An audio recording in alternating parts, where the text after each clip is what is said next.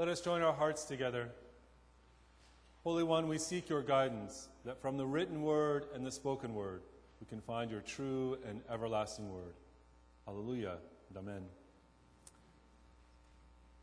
President Franklin D. Roosevelt gave his first inaugural address in the midst of our country's worst economic depression. It was a time when many leaders around the world were becoming totalitarian dictators. This was when Hirohito had risen to power in Japan, and Stalin in Russia, and Mussolini in Italy, and Hitler was about to take charge in Germany. And so in this midst of people using economic depression as a chance to grab power and to become authoritarian leaders, Roosevelt took our country in a different direction. And in that address, he gave one of his most stirring words when he said, "The only thing we have to fear is fear itself, nameless, unreasoning, unjustified terror, which paralyzes needed effort to convert retreat into advance." While these other politicians played up fears, FDR responded with programs small and large to rebuild our broken economy. The first part of his statement came back to me this week as I thought about our politics in America and around the world. FDR said the only thing we have to fear is fear itself. It feels like this week we heard an opposite message. It comes in the rise of Marine Le Pen in France, and it comes in our own would-be presidents who busily trumpet the message, the only thing we have is fear. John the Baptist lived in an era of fear as well. On the one hand, the economy in that time was growing. New cities were being built before and after John was born and lived. Contractors were remaking Jerusalem into one of the marvels of the Mediterranean world. Herod Antipas, the son of Herod the Great, ruled a large Jewish kingdom and acted as a regional power broker in the Roman Empire. But that booming economy only benefited a few. Most people lived an impoverished life, made worse by the corruption of tax collectors and soldiers and the vagaries of drought. While Herod Antipas lived in luxury, most people around him suffered through poverty and oppression. Economic hardship led some to turn to violence. Revolutionaries fought Herod and the Roman Empire. Herod and the Romans responded with ever more repressive strategies: disparity, desperation, violence, the trinity of fear. John wanted change, and so he went to wash in the River Jordan, inviting others to join him as a way to begin the renewal and restoration of his society. Rivers could be found throughout Israel, but John chose the River Jordan for its spiritual significance. It was there that the Israelites, after 400 years of slavery in Egypt, had returned to the Promised Land. And John the Baptist knew his people needed to return, not from slavery, but from fear. They needed to move from fear to freedom. And so he took them back to that symbolic river and invited them to begin their new lives by passing through once again those waters. Crowds came out to watch what John did. They all knew about the troubles in their society, the way things felt so tense that it was as if an axe was laid at the base of a tree. It felt as if one spark could set off the violence. And so the crowd asked, "What then shall we do?" And the tax collectors came to him and said, "And what then shall we do?" And even the soldiers sent there to keep an eye on this wild prophet said to him, "And what then shall we do?" So John faced impossible problems: a drought he couldn't end, Roman armies he couldn't defeat, rapacious elites who he couldn't curb.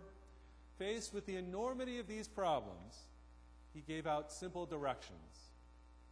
Whoever has two coats must share one with those in need, and likewise with your food.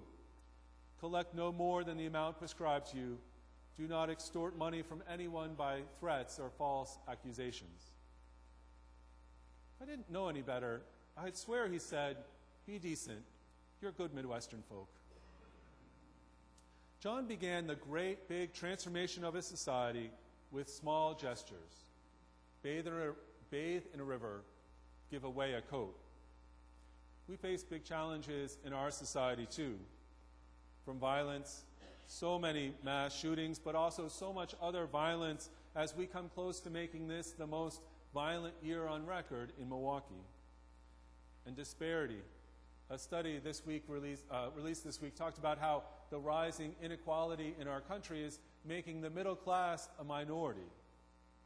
To terrorism and global warming issues which threaten us but which we can't seem to deal with realistically. What then shall we do? I've been thinking about this question over the last month since terrorists attacked my favorite city. And then came the terrorist attack on Planned Parenthood in Colorado, and then the Inland Regional Center in California, and all along the shootings in our city. Just this week, Loretta Collins, 19, Thomas Elliott, 62, Frank James, 30. It can be hard to know what to do. At least for me, the complexity and depth of this problem can make it hard to imagine where to begin. What then shall we do when we face such enormous problems? But John reminded me, renewal begins with small acts. Of course he knew that one soldier who stopped bullying a peasant wouldn't change the oppressive Roman Empire that his people suffered under. Yet small acts still matter. Back in 2000, Al Gore ran against George Bush, and at first it seemed as if Al Gore was in the lead right up until the debates. And then came that moment during the debate when George Bush was asked about his litmus test for Supreme Court justices. And as he gave his answer, Gore leaned in and sighed expressively into the microphone. Now, at the time, people watching the debate thought that Gore won the debate, that his ideas seemed more compelling to those who rate these debates. And yet in the days and weeks afterward, that sigh got played again and again until Gore became a joke. That one gesture changed our country. Small acts matter. And whenever a mass shooting happens in our country, The Onion reprints its satirical news story from 2014. A picture shows a group of Americans holding candles huddled together underneath the headline, "No way to prevent this," says nation where this regularly happens. The story ends with the observation, "At press time, residents of the only economically advanced nation in the world, where roughly 2 mass shootings have occurred every month for the past 5 years, were referring to themselves and their situation as helpless." And it certainly feels that way when this Onion satire gets reprinted seemingly every month. The Onion names what we all know. We could change this. One approach to reduce mass shootings and murders would be stricter background checks. Consider the case of Dylan Roof, the young man who walked into Mother Emanuel Church in Charleston, South Carolina, and killed 9 people when they were gathered for a Bible study. He shouldn't have been able to buy a gun. He had a disqualifying arrest record. And yet, because our criminal background system is so underfunded and already so weak, the fact that the background check couldn't be processed in 3 days meant that he was cleared to buy his guns. And in a similar way for the shooter at Virginia Tech, who killed so many at that university, a background check should have kept him from purchasing a gun. Now, most in our country, and a majority of people in Wisconsin, would like to see stricter background checks. But legislators don't pass laws and don't fund the programs. Why? The NRA. When the Onion reports that we're helpless, I think they mean we're helpless before the NRA. I may have mentioned this before, but it sticks in my mind. Congressman Barney Frank once said to me about why the NRA was so effective in winning their legislative agenda. He said that the NRA, when he goes back to his office, someone from the NRA is sitting there waiting to meet with him. And members of the NRA are calling his office, and they're sending him letters. Barney Frank said there was no way he was going to vote for their legislative agenda. But the fact that they would mobilize so effectively to be everywhere he turned was effective. And many legislators voted their way because they continually ran into the NRA. But they don't hear from that majority of people who support stricter gun laws. Legislators know we don't write or call or show up. And as a consequence, they listen to that 20% who are engaged on this issue. Now, Jay and I own guns. I'm not against gun ownership, but I'm for gun control. And this Sunday, I think it's time for us to be as vocal and engaged as the NRA. What then shall we do? I hope this Sunday, downstairs in coffee hour, that you will write a letter to one or all of our legislators to tell them of your support for stricter gun control. We need this small gesture done again and again and again to create change. But that's not all we need to do.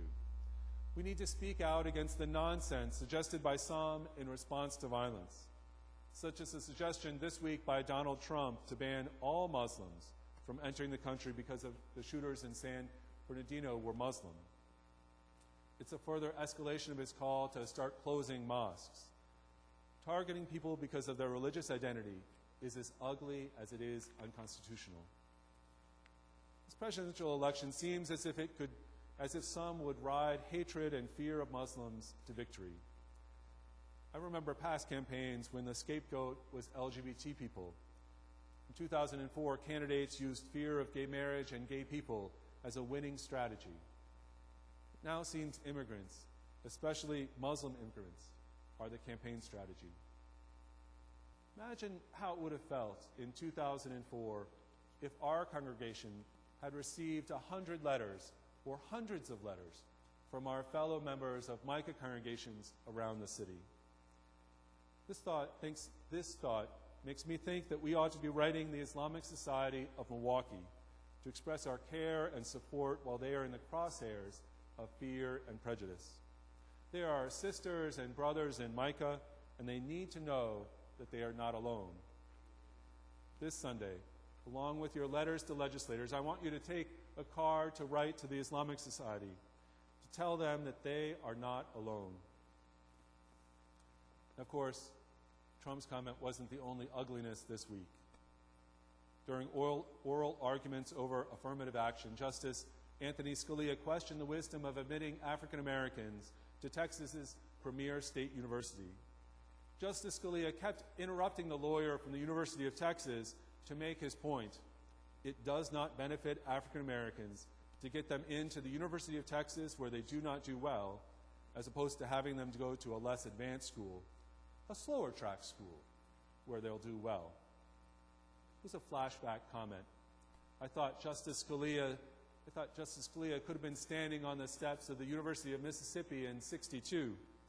And the lawyer from the University of Texas felt it too, saying, "With respect, Justice Scalia, I don't think the solution to the problems with student body diversity can be to set up a system in which not only are minorities going to separate schools, they're going to inferior schools."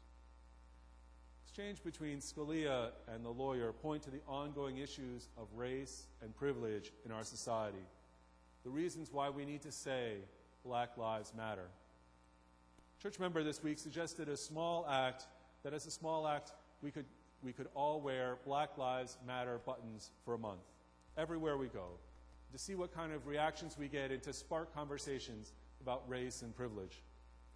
Down in Coffee Hour, we have a bunch of those buttons, and I hope that you will wear one and let me know what you experience in this next month. Supporting background checks, a letter to a mosque, a button on your coat, these are small acts, and yet they counteract the culture of fear which feels so overwhelming. John the Baptist felt overwhelmed by Herod and the Romans, so he started doing simple things, a bath and a river, giving away a coat. 2,000 years later, the dynasty of Herod is long gone. The Roman Empire has crumbled, but we still practice these small acts, because small acts can change the world. What then shall we do? Your legislators need to hear from you. The Islamic Society of Milwaukee needs to hear from you. And all need to know Black Lives Matter.